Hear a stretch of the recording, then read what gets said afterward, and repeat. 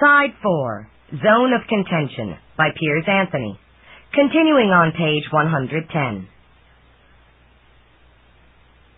I beg your pardon? We could knot our clothes together to make a rope. Maybe not a long one, but maybe enough.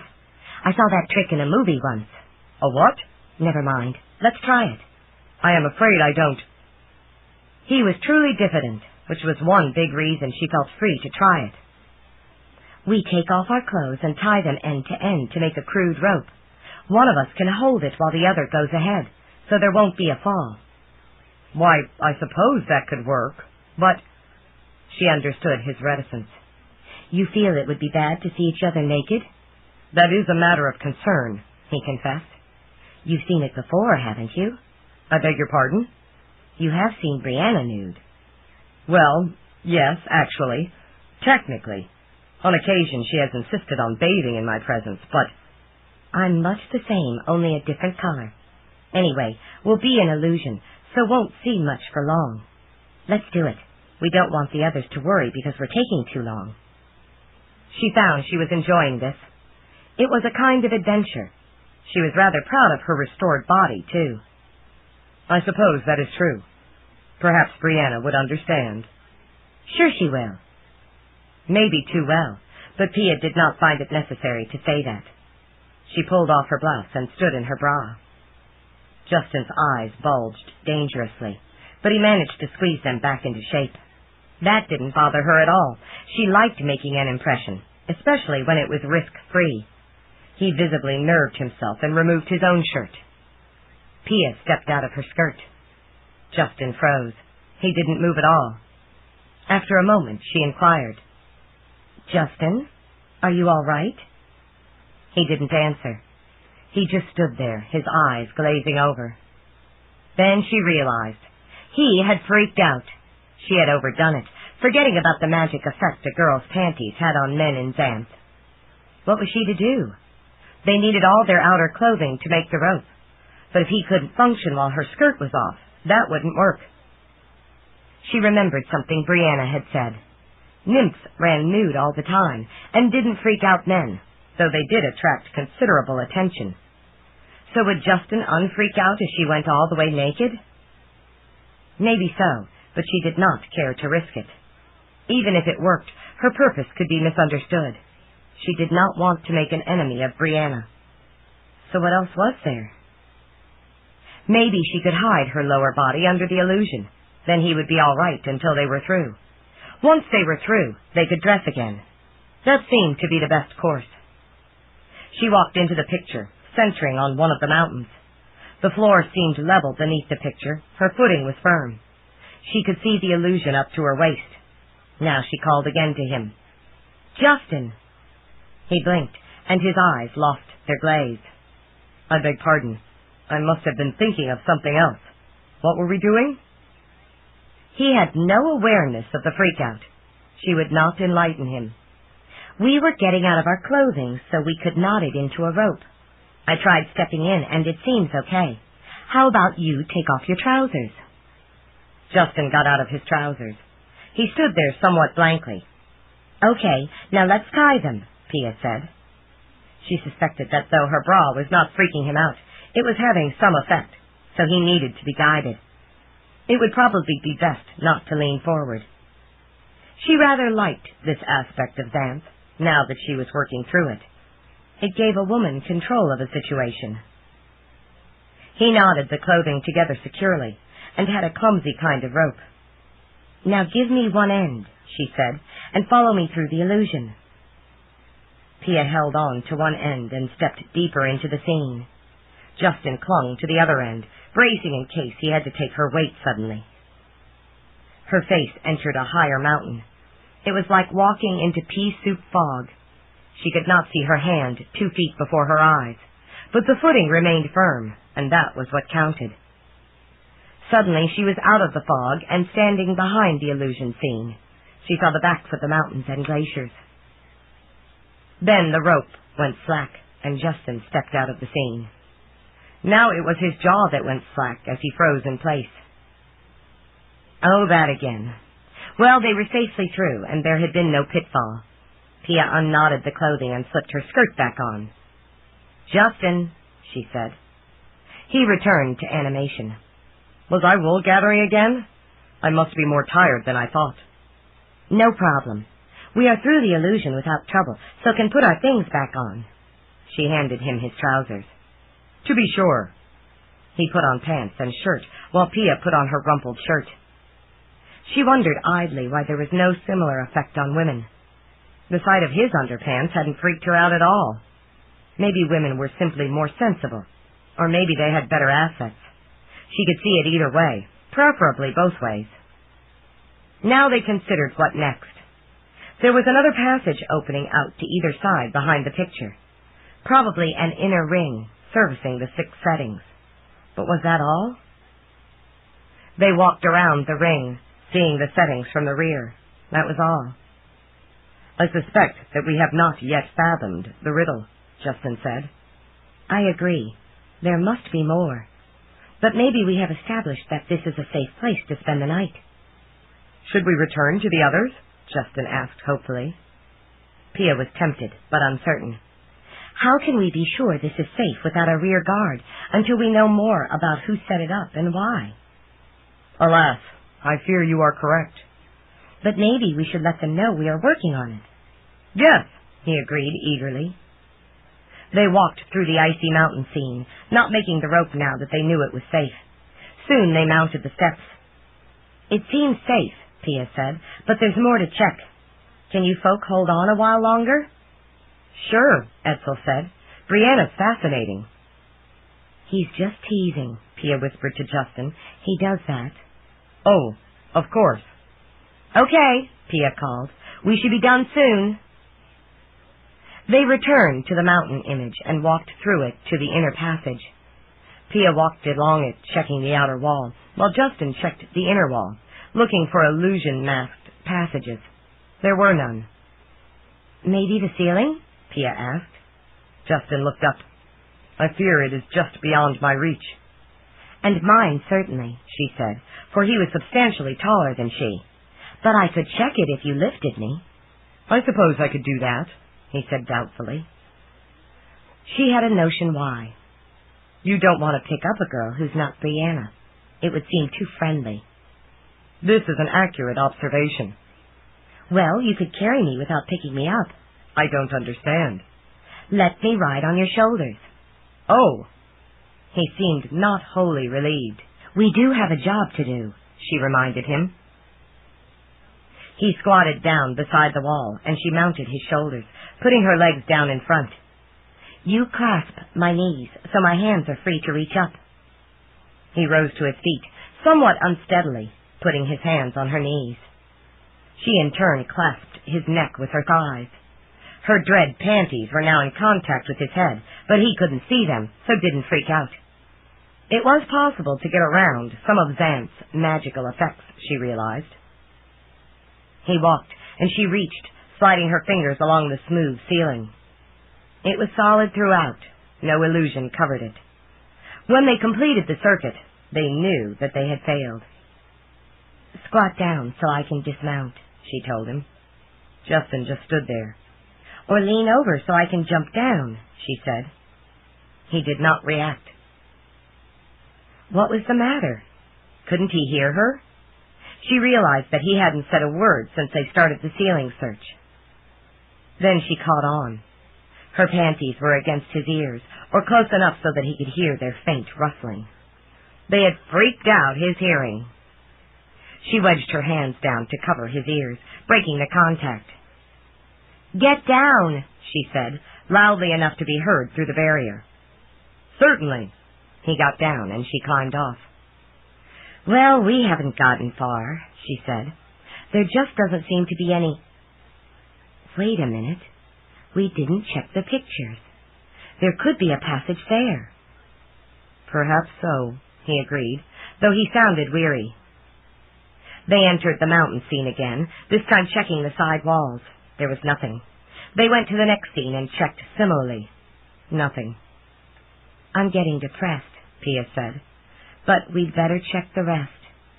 They checked the next 3 and found nothing. One more failure and they would be done. Resigned, Pia entered the flooded scene and found a gap in her wall. "Justin!" she shrieked. "I found it!" He made his way to her and felt the wall.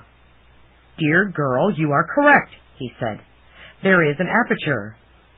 It was about head height on her. Justin boosted her up and she crawled into it.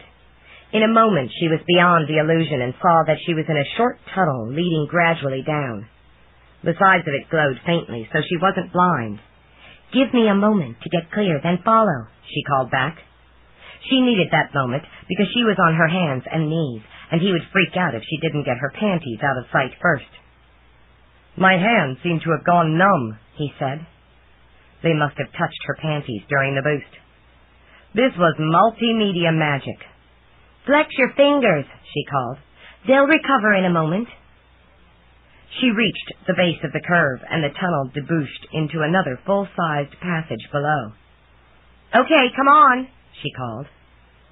Justin scrambled into the tunnel and crawled down toward her. Soon he stood beside her. "This certainly seems to be an avenue," he agreed, looking around. "It must pass under the inner passage, going toward the center of the circles. That would seem to be where the answer to our question lies." "Yes, let's find it. Then we can tell the others and maybe finally get our night's rest." "That would be eminently satisfactory."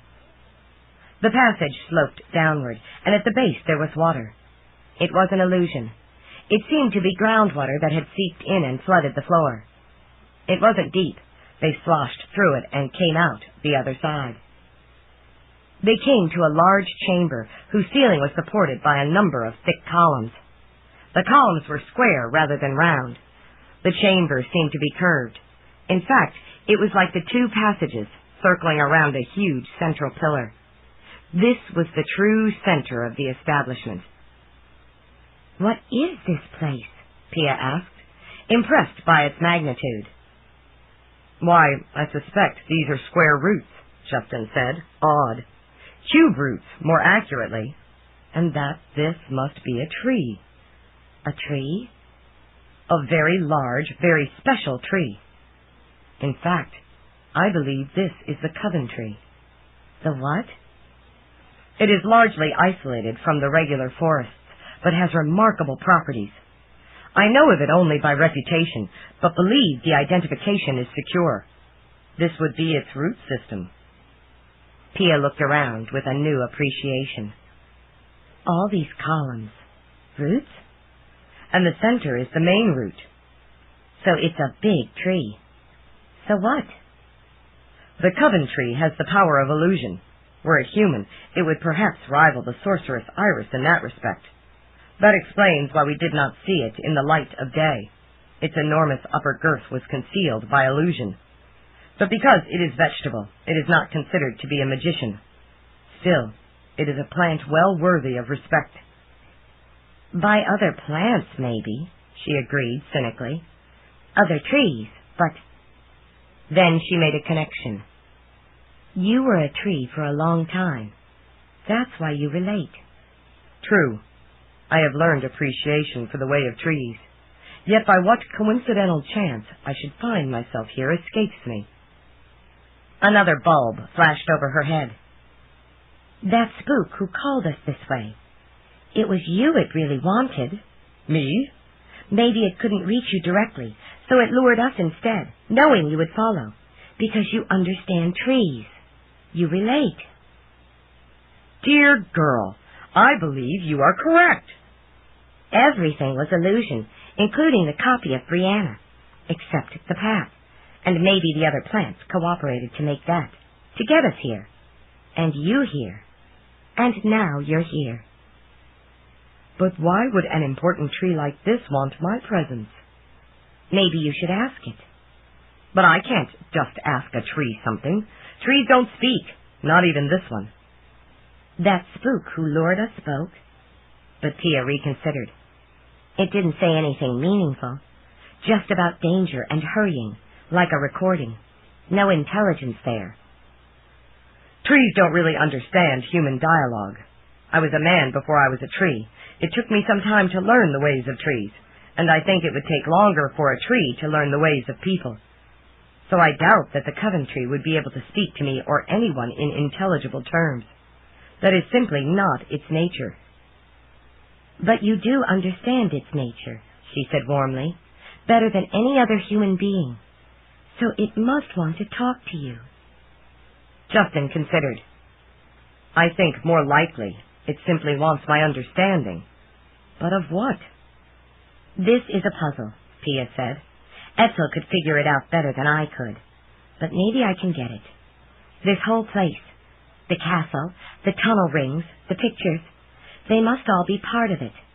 Something to understand, to figure out, just as we figured the way to get in here. But why would a tree set riddles? Because that's the only way it can communicate.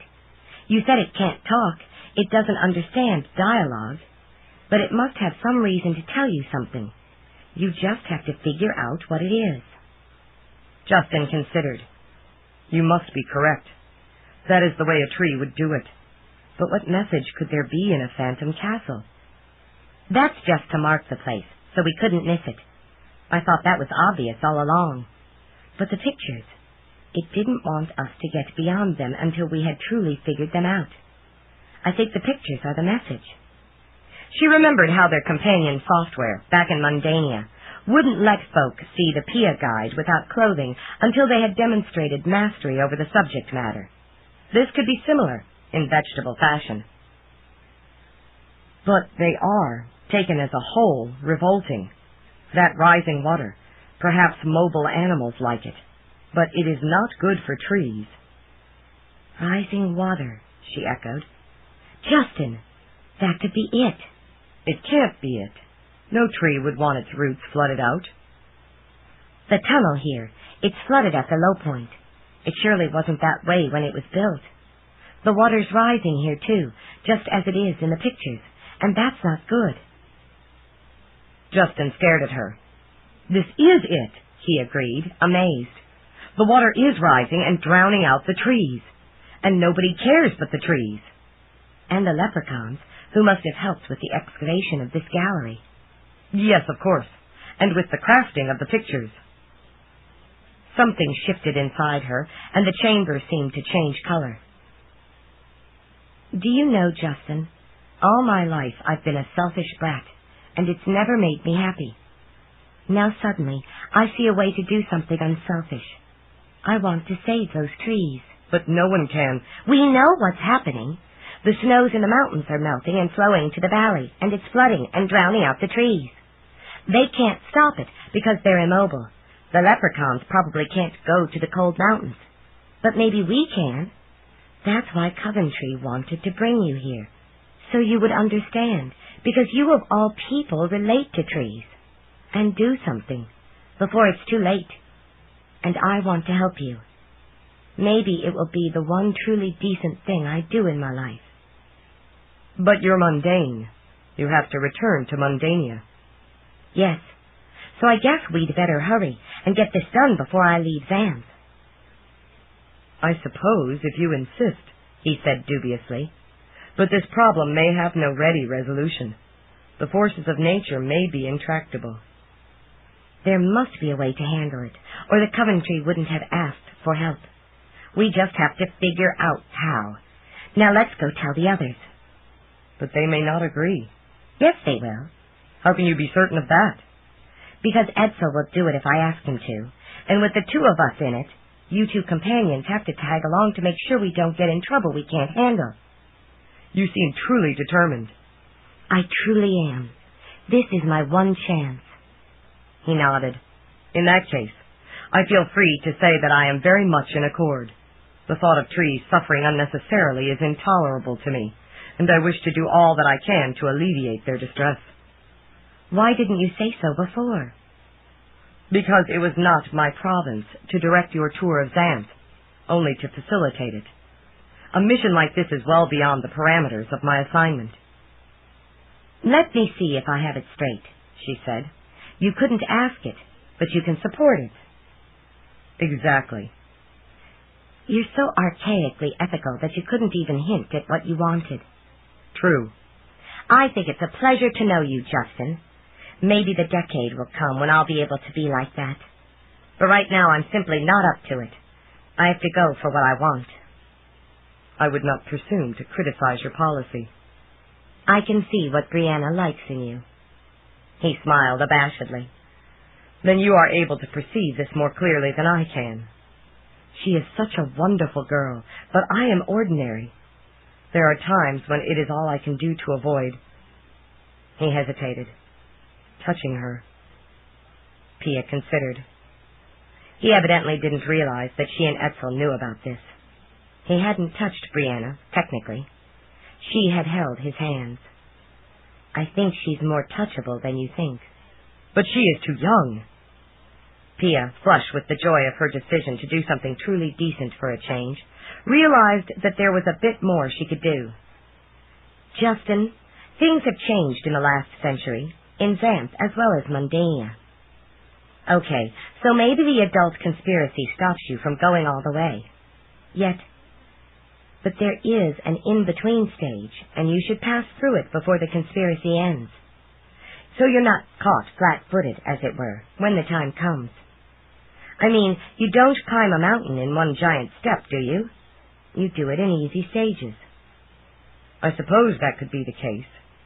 I confess that Brianna surprised me phenomenally the other night. However, so now it's your turn to surprise her. She'll appreciate it. Believe me, she will. Surprise her? Pia considered, then changed the subject for a moment. Okay, let's go tell the others. She paused. But don't tell them this. Don't? This. She put her arms around him, hauled his face down, and kissed him soundly on the mouth. He stood halfway stunned.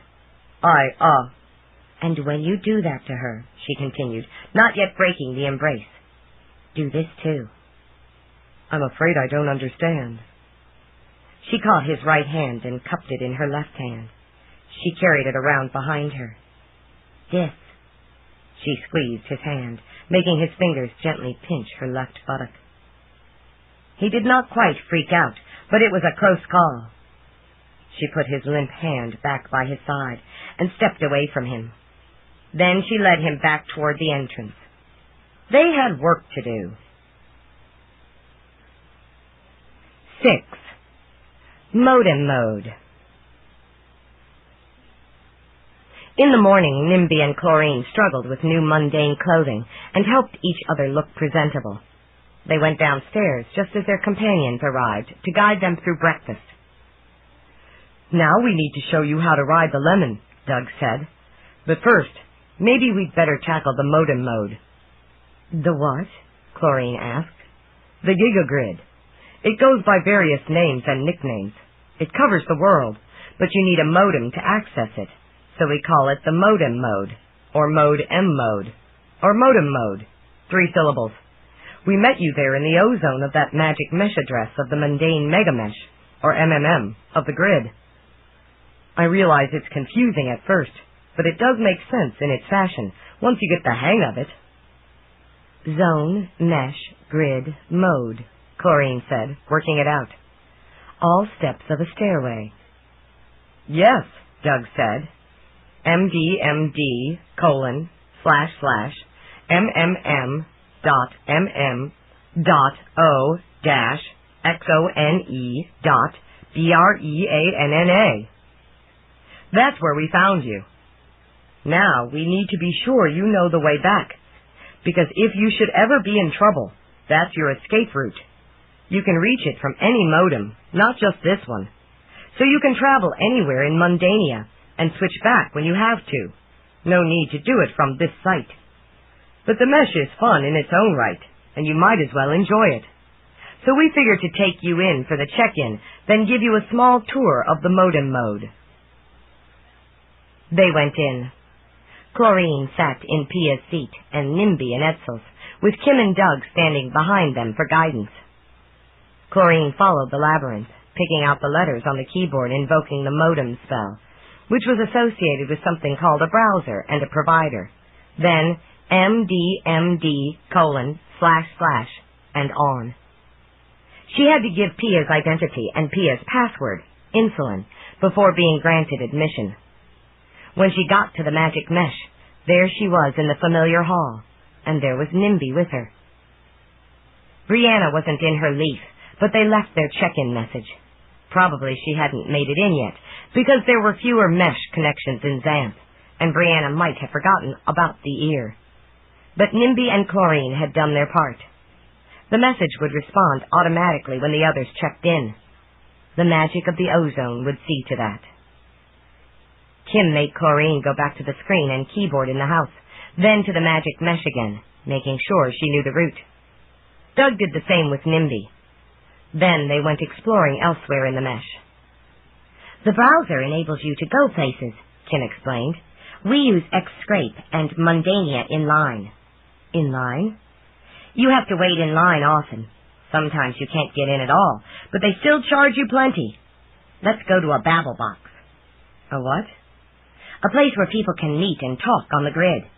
Friendships are made there, romances flourish, and fights occur. It's a lot of fun. In fact, many people are ensnared in it, Doug added, typing their lives away. They can't leave. Babbling has become their lives. Chlorine wasn't sure about mundane fun or living, but went along.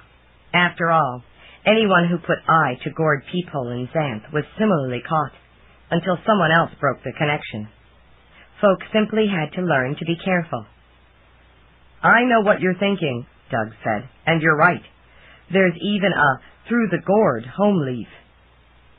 Kim guided her to lumber on to a gigagrid alternating babble, or GAB, where the gabbing occurred.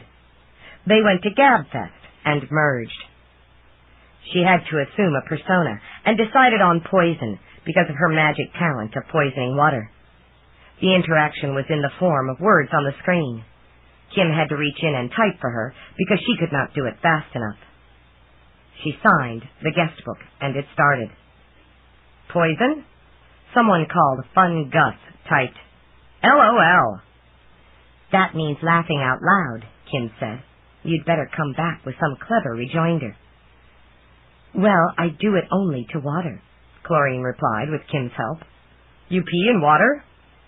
Oh, he's one of those, Kim said with disgust. Change the subject. Chlorine did. What's your talent? I make things fun, Gus replied. How old are you? Watch it, Kim warned. He's a prowler. But Chlorine answered, 22. That was Pia's age. Why do you want to know? How about a date? Don't get too friendly with this predator, Kim said. I'm out of dates. Will you accept a pineapple? LMFAO. Never mind what that means, Kim said. Dump him. No, I want to know.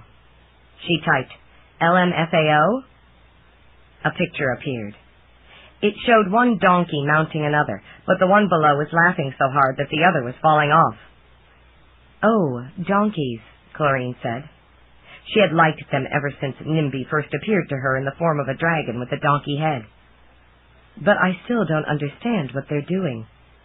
Never mind, Kim said urgently. Break off this dialogue. A new name appeared, Moonshine. Hi, Poison. I make women look better in the full moon. Is this creep bothering you? Don't butt in, fertilizer face, Gus typed angrily. Fertilizer isn't exactly the word he typed, Kim said. The babble box automatically translates any objectionable terms. No, this is interesting, Chlorine replied. How about going priv for motoring? Gus inquired.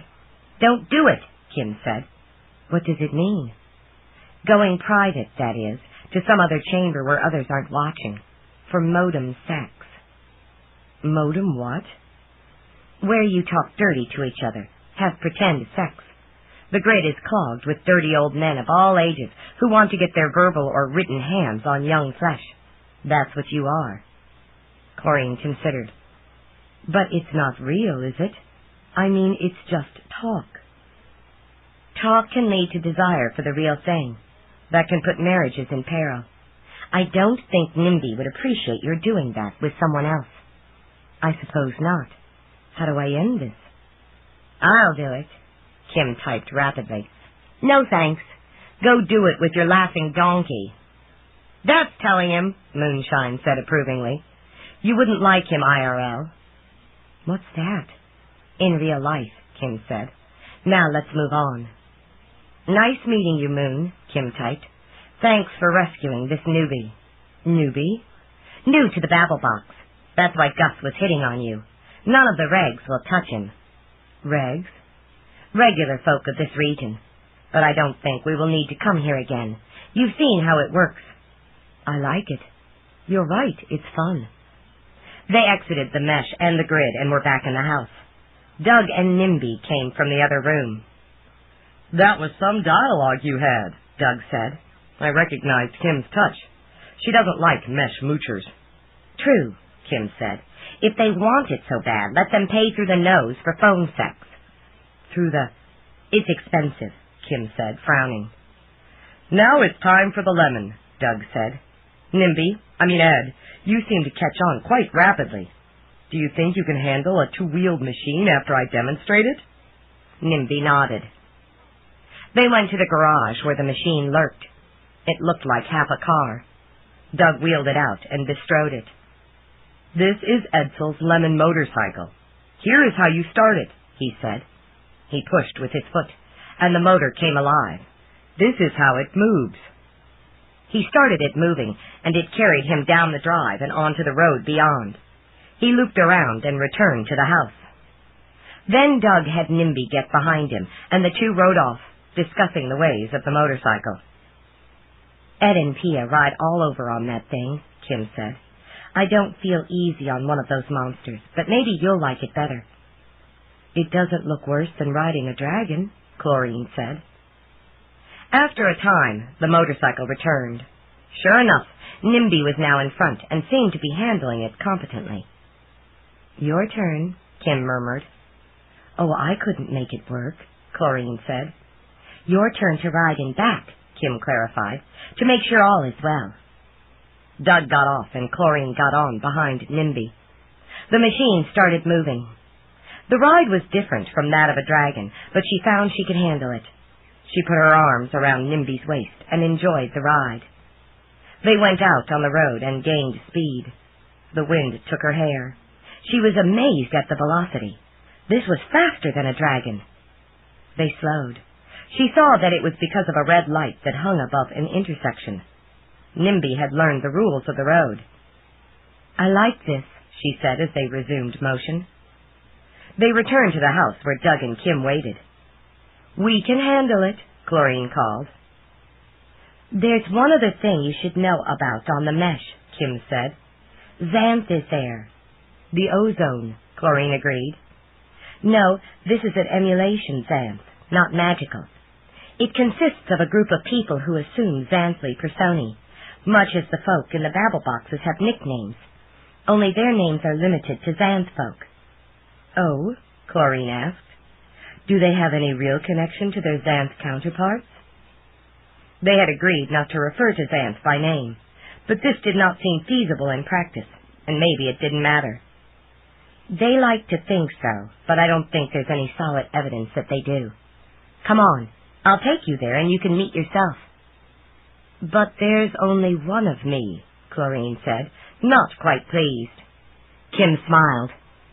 You were not in Mundania to preempt the name, so she got it. But be assured that she means you no harm. I just don't think you should challenge her about the name, because you are here anonymously.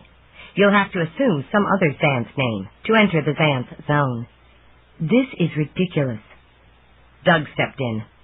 Think of it this way. Xanth natives have the infinite privilege of actually living in Xanth. Mundanes are stuck forever in drear Mundania.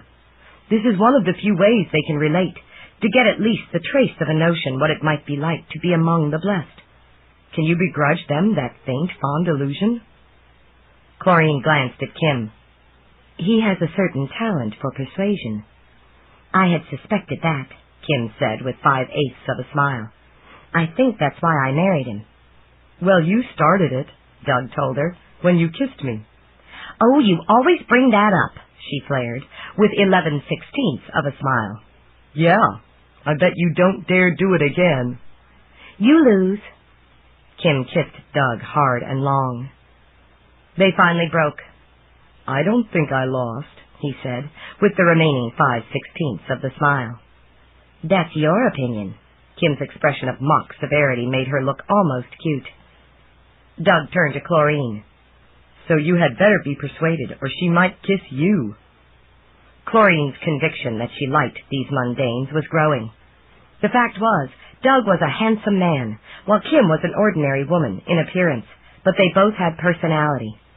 Chlorine remembered her early life as a distinctly plain and less than ordinary girl, before NIMBY had enhanced her into beauty, character, and intelligence. She related to Kim, who clearly had made something of herself. "I'm persuaded. Let's go meet me." "Pick a name," Kim said. Chlorine pondered. Who would be obscure enough to be free?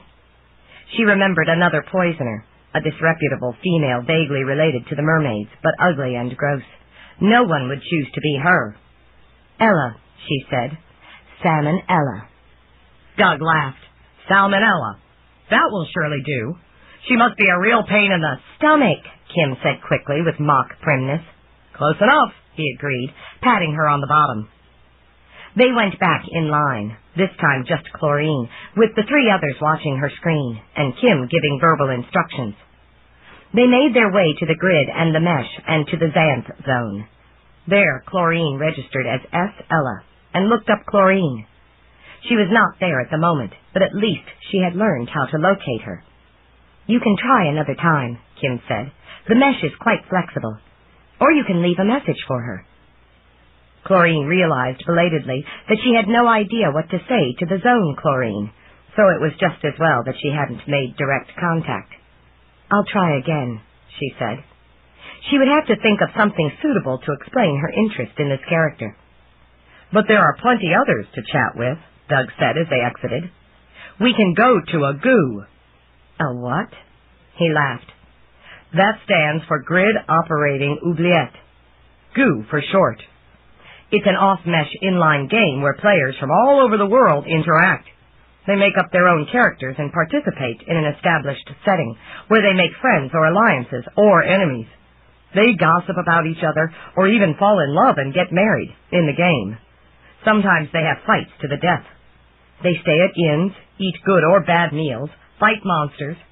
It's actually a real world for these folk, maybe as real as Mundania, and better for them. Some addicts live almost entirely in their goos, playing day and night without sleep. But a good goo polices itself, so there are no vulgar laughing donkeys to harass you." "Is that a pun?" Chlorine asked. "Of course it is," Kim said. "Harass, as in donkey." It sounded more like her ass. "That too," Kim agreed. "Men think it's funny to slip in references to female donkeys." "My point being that there are no female donkeys getting gooed," Doug said. "That sounds nice," Chlorine agreed, deciding not to explore the matter of gooed lady asses. "How do we get there?" "I'll take you." Doug took over the keyboard. "I'll use Fishnet on my Tricks account. First I have to lumber on by giving my operator name, DM5555. Then my password, 5*4 yin yang 3 triangle 2 double dagger 1 infinity. Then when I get to the prompt line, I type the address, fishnet2.aa.whatname.oo.7734. That brings me to the computer where the goo is. In this case, Origin."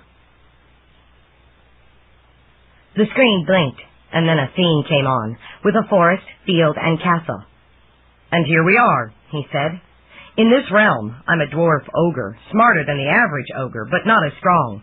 It's amazing how some women go for ogres." "Just remember," Kim said warningly, "you don't know what my mergirl character is doing with men who like wet bare bosoms, while you're making time with feeble-minded nymphs." "Anyway," Doug continued, "this could seem familiar, because some players overlap Xanth. I mean, an ogre or mermaid can be anywhere in fantasy. Maybe some are refugees from Xanth, for all we know." "I'll remember," Chlorine agreed. "Now, there are still other realms that might relate. The grid is a pretty extensive realm." "No, I think this is enough for now," Chlorine decided. "Let's focus on what NIMBY wants." NIMBY wanted to explore more of the physical mundania, so the rest of the day was spent in setting up for their vacation travel. They learned about the uses and denominations of money and little cards called credit. They learned about maps and motels and places to eat. Tomorrow they would really start exploring mundania. At one point, Chlorine remembered something. "Didn't you have a dog, Kim, who accompanied you to Xanth when you were on the rock jury?" "Yes, Bubbles. I found her floating in a bubble in Xanth the first time I was there, in the Companions game, and adopted her. But she was old, and continued to age in mundania, and I knew she would die. So I did what I had to do, and made an arrangement for her to return to Xanth, to be with Anathema." "Anathema? Did I mishear?" Kim laughed. "You fell for one of the Xanthly puns. Her name is Anath, and she is a very nice, motherly person, though horrendously ugly. She liked Bubbles, and Bubbles liked her, so it just seemed better. Bubbles is much less likely to die in Xanth because of the magic, as long as she has the sense to stay clear of dragons. I cried for 3 days, but of course I was away at college much of the time then, so it was better for the dog. I'm sure she's happy now." But for the moment, Kim looked ready to cry again. "Maybe someday, if the business gets established well enough, there'll be company again in the house," Doug said. "Maybe," Kim agreed, but she did not seem to be much cheered. Chlorine was baffled. What did this mean? And why the sadness? NIMBY touched her hand, and then she understood. They wanted to have a child, but somehow their signals to the stork had been ignored, and there was a growing fear that something was wrong in that respect. Ironically, there was no question about Pia's fertility, but Pia did not want children. So Doug and Kim pretended that it was simply their business with the software business that held them back. As they completed the preparations, Doug was looking increasingly thoughtful. That suggested to Chlorine that he had something on his mind. "You have thoughts?" she inquired. "Well, I don't want to pry into what's not my business. Yet as a companion, I do need to know what's going on, so as the better to anticipate and avoid problems, especially as we travel out of my most familiar haunts." NIMBY glanced at him. That meant that this matter should be followed up. "What is your concern?" Chlorine asked Doug. "The real reason for your visit to Mundania." "But we told you," Chlorine said. "NIMBY just wanted to see what Mundania was like, and of course the demon Earth wouldn't let him." Doug shook his head. "The demons aren't like that. They have no human curiosity, and they hardly care about territory. Their entire existence is wrapped up in contests with each other. NIMBY may be learning a lot about human foibles, but he wouldn't take a risk like this without good reason." Chlorine realized that he had a point. There must be more here than NIMBY had let on. She looked at him. NIMBY reached across and touched her hand. Then she had it straight. "You are correct. There is more. NIMBY did not want to burden you with details of demon interaction, but since you ask, he will. Yes, there is another demon bet, and that is that NIMBY can't enter Mundania and remain 3 days without being discovered and caught. He has 1 year to make the attempt, or lose by default. If he is discovered, there will be complications. Since the demon Earth is watching the normal connections between their 2 regions, NIMBY used a special one, the ozone. He is also using a mundane body, further masking his presence." "But does it count if he's not here in physical person?" Kim asked. "Oh yes, because he is really here, just without his body and most of his magic. That makes him almost impossible to trace. So he suffers the privations of lack of magic for the sake of succeeding in his endeavor. And he does want to explore Mundania, because he has indeed been learning human traits like curiosity. They don't come naturally to him, but he is studying them, and this experience helps." Doug nodded. "That makes sense to me. What would reveal his presence here?" "If he did something crazy that no mundane would do, that would attract attention. But if the demon Earth happens to look at us, well, they can read our minds, so he would know. That's chance." "And the demon Earth is looking," Kim said. Yes, probably routine sweeps because he's not sure Nimby is here at this time, but he's alert, so we might make no mistakes and still get caught. Actually, the odds of success are crafted to be about 50-50, because that's the way the demons like it, even odds, so there is always a strong element of uncertainty. They are true gamblers, Doug said. The risks mean nothing. All they want is to win the wager. Nimby nodded. Well, we'll do our best, Kim said. But you know I have a question, too, if it's all right. I don't want to be offensive, and it has nothing to do with the success of this mission, So ask, Chlorine said. We won't answer if we don't want to. Well, I understand that the two of you now wander around Xanth, doing spot favors for people who don't know Nimby's true nature. Given that Nimby is who he is, why should he bother? Chlorine smiled. I can answer that without consulting him. Nimby is trying to learn about all the things he never paid attention to before, and he feels that mixing with ordinary folk is the best way. They think we're just damsel and dragon, and that's fine, because then they don't come asking special favors. By studying the problems of folk with little or no power, we learn a lot about human feeling and hope and grief, so that if Nimby ever wishes to go among people alone, without me as a buffer, he will be able to do so without making mistakes. But aren't you worried that... Kim hesitated, evidently thinking better of the question. That he will dump me as no longer useful? Chlorine said for her. No, I'm not worried, because even if my association with Nimby ends tomorrow, I will be far better off for the wonderful experience and love he has given me in this time. And of course it would be simple for him to erase all memory of him from my mind and leave me with some ordinary man who would take good care of me. I would never know the difference. She glanced obliquely at Nimby, teasing him. Maybe that one we met last month, Rusty, with the talent of making metal rust down to any length. Maybe the stork would deliver babies with rust-colored hair. As long as Rusty's not gay, Kim said. Oh, I would expect him to have a really gay time, Chlorine said, inhaling. On Pia's body, this had good effect. Kim pursed her lips. Maybe we have run afoul of a linguistic anomaly. But why should the man be sad instead of gay? I'm not exactly minced spleen. Doug interceded.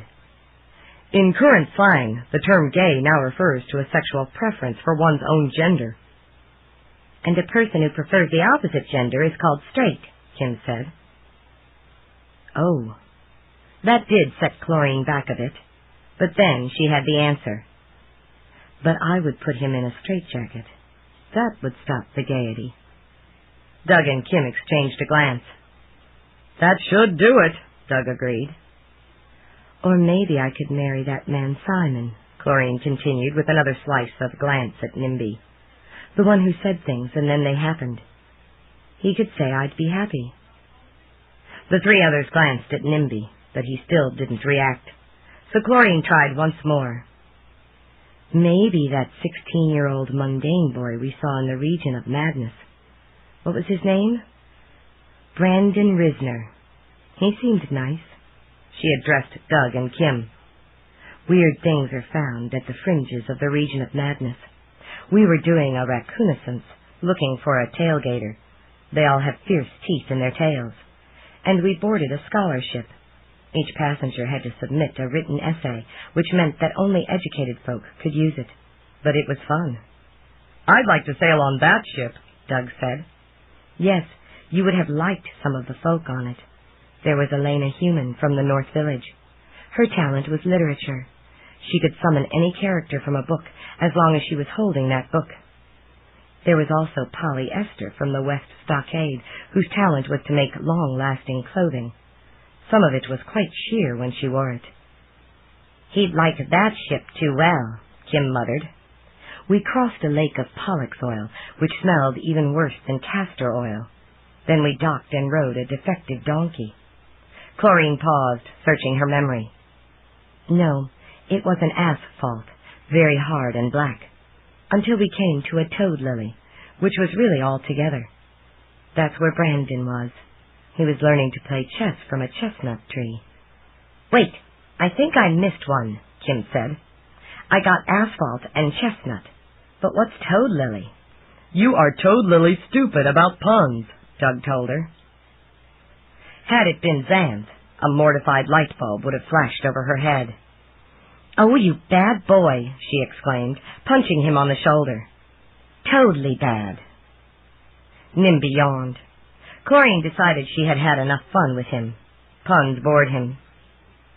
I hope you never do dump me, she said, kissing his ear. I like donkey-headed dragons. Doug stood. I think it's time for us to go home. You're just smug because you're one up on me, Kim said. But she hardly seemed loath as they departed for the night. 7. Mountains. I'm nervous having them down there so long, Brianna said. Suppose they get in trouble and we don't know it. Then we would have to go in after them, Edsel said. Maybe you'll be able to see what I can't, and I'll be able to deflect hostile magic so we can rescue them. But he was nervous himself. Justin and Pia had gone down the steps into the ground, and though they had reported back safely once, now time was extending without their reappearance. I guess I fuss too much, she said. It's just that I love him so, and we haven't been together long, physically I mean, and I'm so afraid I'll lose him to a dragon or something before I ever really have him. She glanced sidelong at him. Do you feel like that with Pia? He shook his head. No, not really. But of course we've been married for 4 years. The bloom is off. Oh, yes, you said that before. But it seems weird to me. How can you lose love? She shifted her position, sitting cross-legged, and he couldn't help wondering how far up under her skirt he would have been able to see if there had been more light. She was a cute kid and nicely formed. But he needed to address her question. Well, I haven't really lost mine for her, but I'm afraid she's lost hers for me. I'm hoping she will recover it. I guess I feel I have lost her, and I'm afraid I won't recover her. Is that close enough to your sentiment? No. I know I won't lose Justin's love. Just his body, maybe, if something bad happens. I know it's foolish, but it still bothers me. But I hope it works out for you. Then she thought of something else. Do you notice other women? How much honesty was appropriate? Well, this was Xanth, the land of literalness.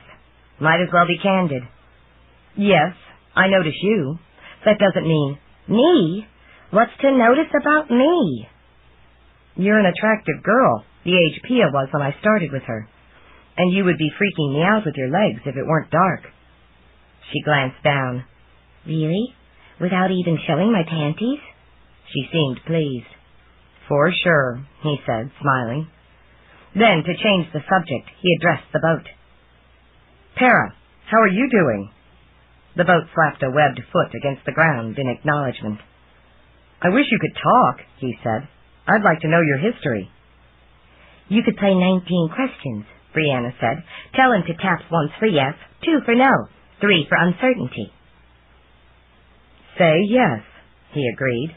Okay, Para. Would you like to tell us your personal history? A foot slapped once. Were you born or made? Oops, wrong phrasing. Were you born? Wrong question, Brianna said. Folk don't get born in Xanth. That's a clumsy, messy, mundanian custom. They get delivered by the stork. Oh, yeah, that's right.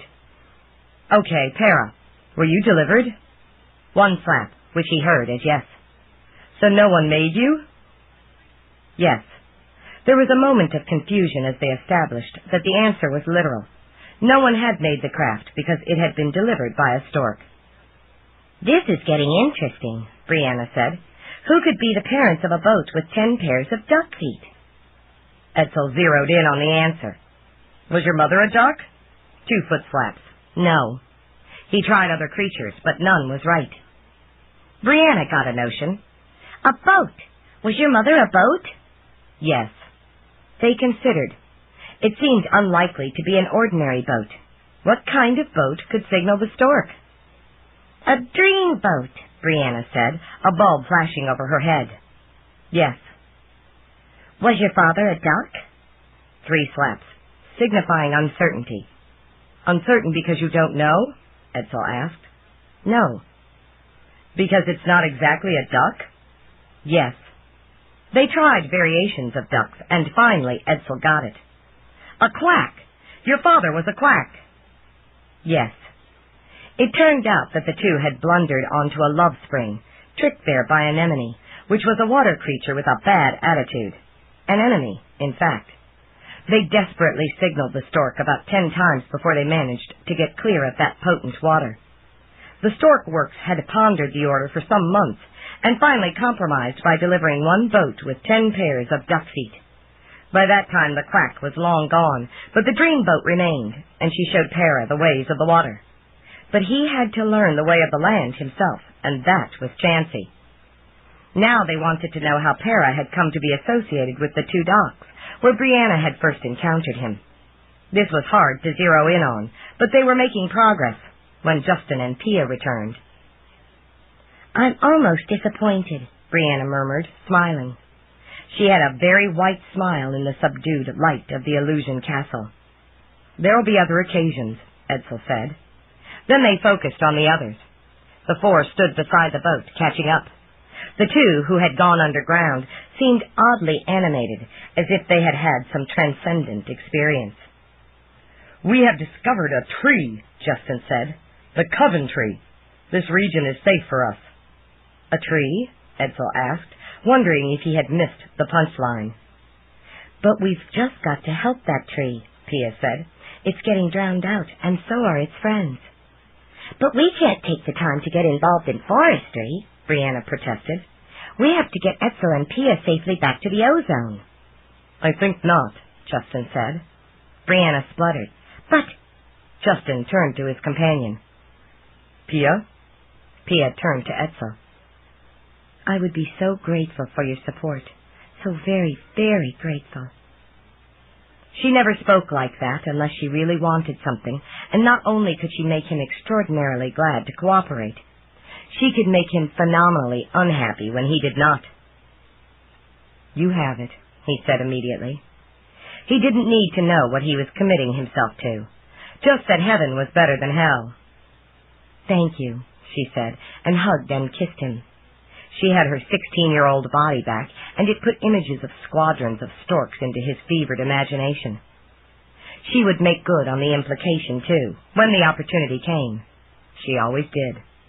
The fact was, he loved being wound around her little finger.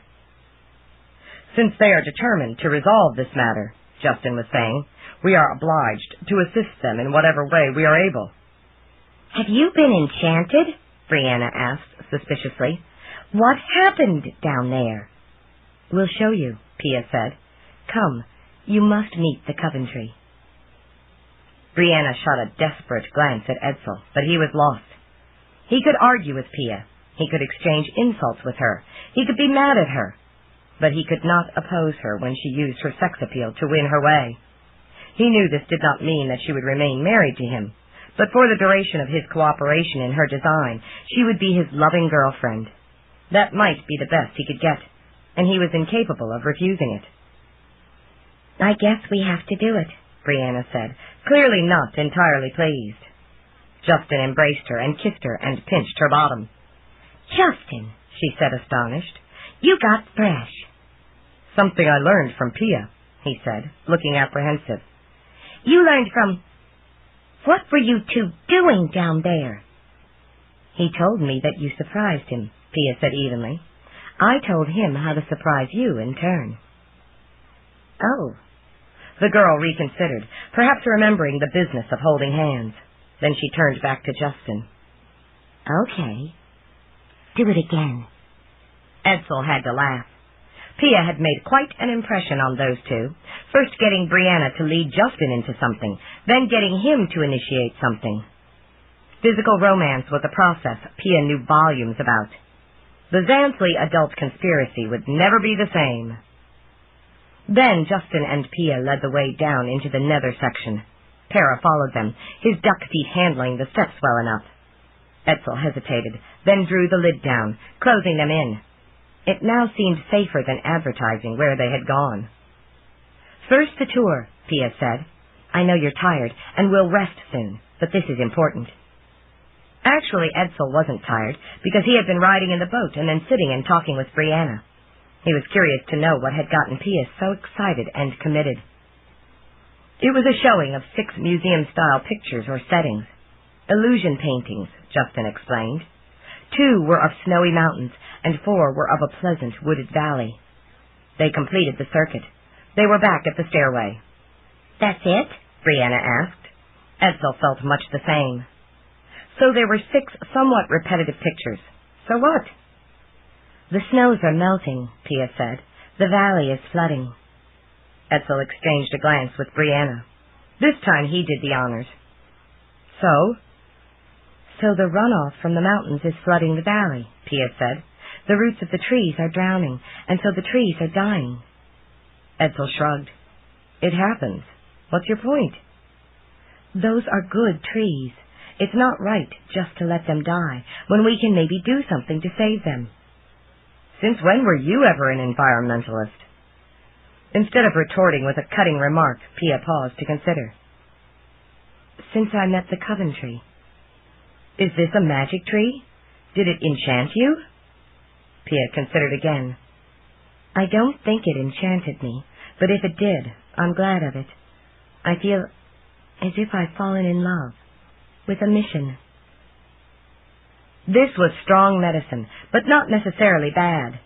Pia had never before been dedicated to anything other than her comfort of the moment.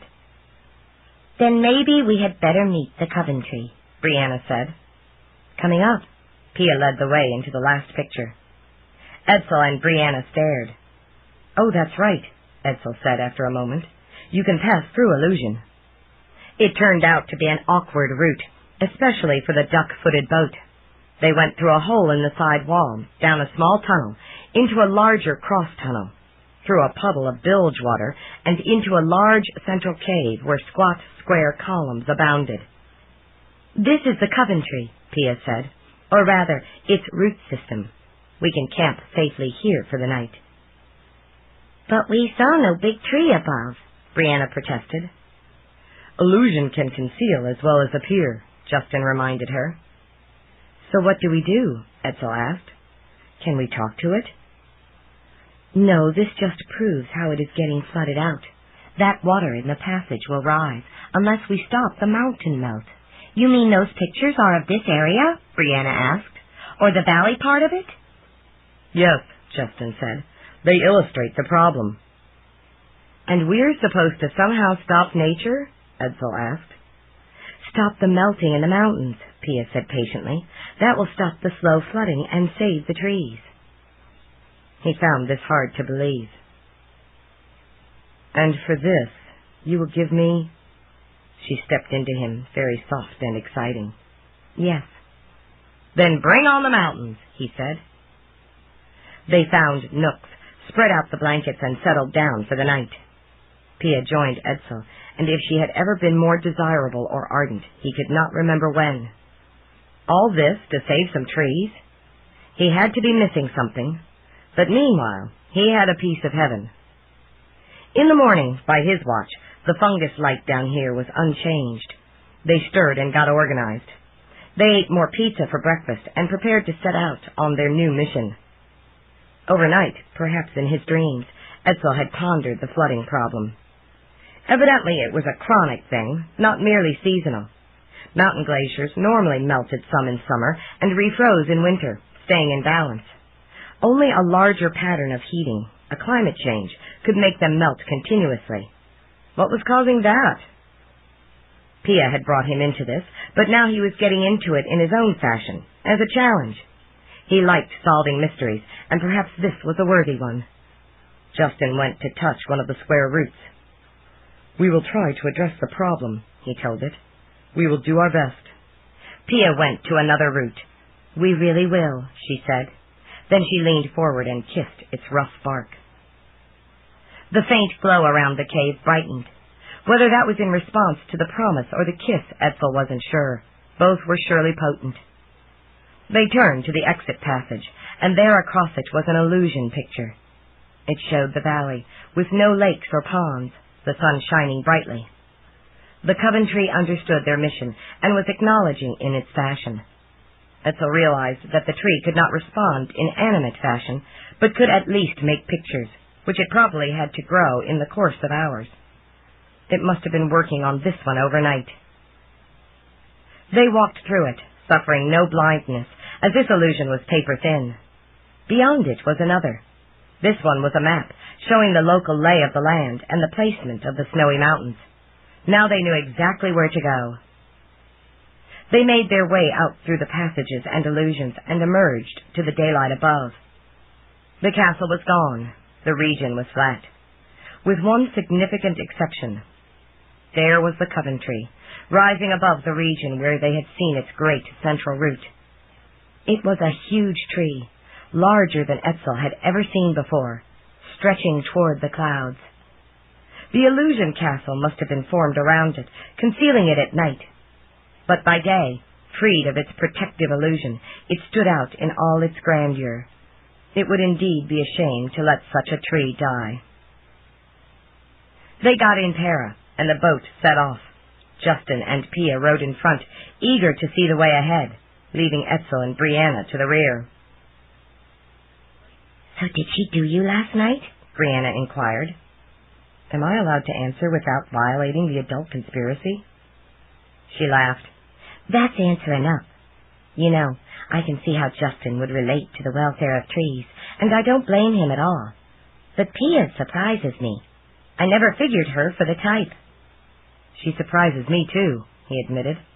I love her, but she has always been self-centered.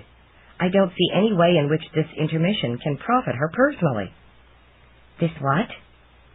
Intermission. A mission inside a larger mission. She considered that. Quest. What? It's a quest rather than a mission. More éclat. Quest, he agreed, liking the concept. But not her type. If there were the promise of a bag of pretty gemstones at the end, I could see it. But just to save some trees. She never cared about trees before. There must be a reason. There must be, he agreed. They had speculated about enchantment, but it didn't seem to fit. A shape flew out of the background. It was large and somewhat clumsy. "Beware," Brianna said. "That's a harpy." "Have no concern," Justin called back. "That's Handy. I know her. She's clean and intelligent." "Trees get to know many flying creatures," Brianna said. "I suppose I shouldn't be jealous." The harpy had the wings and talons of a buzzard, and the head and breasts of a woman. Etzel had understood that they were always ugly, but this one wasn't. "What is the nature of your quest?" she called. Her voice was not a screech either. "Hello, Handy," Justin called. "Come and perch for a bit." The harpy was surprised. "You know me?" She hovered doubtfully. "And you know me," Justin said. "I'm Justin Tree, in man form." "Justin," she cried, "that is your voice." She came into perch on the side of the boat. "But what are you doing with 3 mundanes?" 2.5 mundanes, Brianna said, nettled. "I'm a permanent Xanth resident, Brianna of the Black Wave, and Justin's my man." Handy turned to eye her. "Well, he used to be my tree. He had the nicest foliage. I would perch on his firm, warm branch, and we discussed nature." "We are going to the mountains to find out why the snow is melting," Justin said. "That's important?" "The meltwater is drowning out the coven tree." Handy nodded. "That's important. That's the finest tree in all these parts." She preened a feather. "Well, I must be off." She spread her wings and lifted into the air. Brianna watched her go. "Was I too bleepy?" she asked. "Not at all," Etzel reassured her. "You hardly spoke." "I hate being jealous, but the thought of Justin talking about nature with bare-breasted birds just drives me crazy." "She does have nice—" He caught himself. "Completely understandable. But how could a man have any future with a creature with no human legs?" She considered. "I never thought of that. He really couldn't. Well, whatever. I don't have to be jealous of harpies at all." He spied another creature. It might be a dragon, but it wasn't threatening them. What's that? She looked. Oh, that's a fire drake. They have iron lungs. That made sense, he realized. The level floor of the valley tilted, providing some leverage so the river could rise toward the distant mountain range. Etzel had never been much for watching scenery, but there wasn't much else to do. Justin and Pia were chatting amiably at the other end of the boat. They seemed to be really hitting it off after their exploration of the underground gallery. Etzel hardly minded talking with Brianna. She was cute and vivacious, but there was absolutely no prospect of a romantic association there, and he had never had much to do with girls who were not romantic prospects. So he was stuck with the scenery. Fortunately, it was varied and interesting. They passed a woman who was working in a vineyard, but the vines were odd. They seemed to have eyeballs. "What are those?" he inquired. Brianna looked. "I think they are IQ vines. Put one on your head and it makes you smart." "Really?" he asked, amazed. "Well, I'm not sure. Maybe they only make you think you're smart. I'll find out." She waved to the woman. "Hi, I'm Brianna of the Black Wave. My talent is seeing in blackness, and I have a question." The duck-footed boat obligingly drew to a halt so she could have the dialogue. "You wish to know whether these vines provide the illusion or the reality of high intelligence," the woman said. "That's right. How did you know?" "Because I am genius, and long association with the IQ has made me quite intelligent. In fact, that's my talent." "Intelligence or cultivating vines?" Etzel asked. "Yes. And you are evidently a lascivious mundane. Only when looking at lovely women," he said. Actually, Jeannie looked smart rather than pretty, but he was a fair hand at dialogue with women. She nodded. "False flattery can indeed be charming. The answer to your original question is that the effect of these vines varies with the person. They do enhance the appearance of intelligence, but only in restricted ways relating to observation of details rather than substance, obscure vocabulary rather than effective communication, spot memorization of numbers backwards, superficial analysis of pictures, general information of a selected cultural nature, and trick questions. But not only do they make those who use them think they are more intelligent than they also make school administrators think so." "They have schools in Xanth?" Etzel asked. "Indubitably. We have a fine school of fish right here in the Melt River." Brianna was interested. "What effect would such a vine have on someone like me?"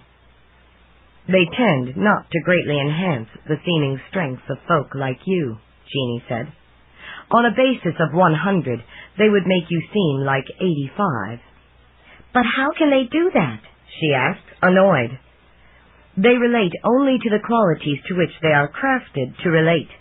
They ignore all others, such as creativity, artistic ability, musical sensitivity, special qualities of character like integrity or compassion or perseverance, or specialized knowledge in diverse areas. They assume that intelligence is an entity presented by a single figure, and that figure is the only relevant one." "But why would they assume that?" Brianna asked. "Because if they did not, their prophecy would not be properly self-fulfilling." "I don't understand."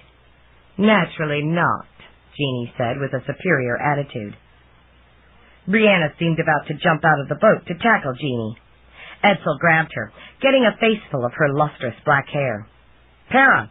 he cried. "Get your feet moving." The boat lurched forward, carrying them away from the vineyard. He hung on to the struggling girl until she relaxed. Then he released her, aware that his embrace could be misinterpreted. Justin and Pia were looking back in surprise, but then returned to their dialogue. Brianna looked at him.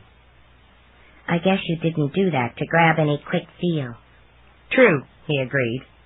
Then, to diffuse it, "Oh, I don't mean to imply that you don't have things worth feeling. You are a very nice little package. If I ever had a legitimate excuse, I'd revel in feels." It worked. She smiled. For sure. That woman made me so mad. I think it was unconscious arrogance. She called out the weakness in her vines without realizing that it applied to herself. She really does think she is smarter than you. But why? Because you are of the black wave. That is most of what she felt she needed to know about you. Self-fulfilling prophecy, she said musingly. If you figure the color of your skin makes you better than someone else, the tests you make will reflect that. You will make sure they do, he agreed. In the name of objectivity, ironically. But it's not worth arguing with an attitude like that. It would be like getting into a mud fight. I used to like mud fights. You know what I mean. She considered. What do you think of zombies? He was startled by the irrelevance. Why, I don't know any zombies, but I wouldn't want to embrace one. For sure, she said, turning away. Edsel found himself vaguely nettled. Am I missing something? Those IQ vines would make a zombie be about 10 on a scale of 100. Their brains are rotten. He was baffled. I am missing something. I feel sort of stupid. No, just from another culture. Maybe sometime I'll tell you about zombies. Meanwhile, I'll apologize for confusing you. It wasn't fair. Oh, that's all right, he said, still wondering what was going on in her mind. Then she caught him about the shoulders, drew him close enough to be well aware of those things she had worth feeling, and kissed him so soundly that it felt as if the boat were tipping over the brink of a waterfall. When she released him, he put his hands on the sides of the boat to maintain his balance. Why? He gasped after a moment. 2 reasons. First, you saved me from making a fool of myself back there. Second, those 2 up front owed us a kiss, and maybe a feel, but I think you got that too. Indeed. Owed us a kiss?